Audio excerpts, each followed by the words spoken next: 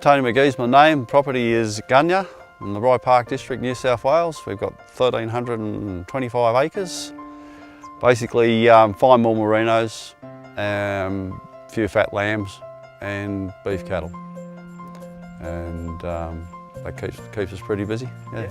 Basically we decided that we needed shelter and we thought we'd do it so it worked for the birds and things as well. So we started connecting a few patches of remnant scrubs together, and then we started fencing paddocks around, or like we fenced the paddocks and then did the tree lines. So we had shelter for the paddocks, and we're trying to tackle as many things as many problems at the one time. Tube stocks have worked quite well, but the direct drilling is just more efficient, I think. You get so much more done in one day. It takes weeks to do a small area. Well, for me as a one-man band, or with the wife as well. It takes weeks to do a small area with tube stocks. With the direct drilling, it's just once the fences are up, it's in and out, as you know, in a very short period of time. And the results here for 4-year-old trees, once they strike, they go.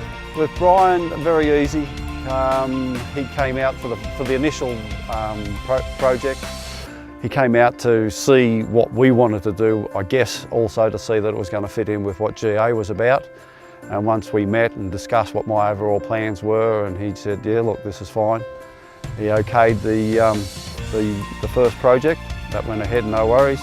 And each year from there on, I spoke to him, and because he was familiar with the landscape, I was able to say, well, we'll extend from here to there, whatever.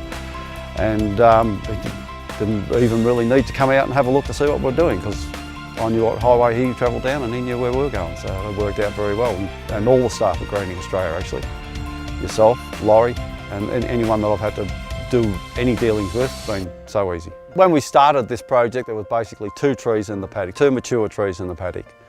And so now you can't even see those 2 trees now. They're that way because of the other trees here. So yeah, shortly after shearing, I did a bit of a lap around the place to just have a bit of a look, and it was a bitterly cold, sleety day, and every mob of animals was either behind a tree line or in a steep sort of a gully and part of the hill country, so out of the wind. And there's not many paddocks with the natural terrain to shelter them, so the tree lines have just been a big benefit to the stock. I guess if it works in the winter, it's going to work in the summer too. They'll be seeking shade, and they'll get shade in the afternoons behind the tree lines, and it's, yeah, it's just a win-win as far as I'm concerned. Without Greening Australia, I wouldn't have been able to afford to do it.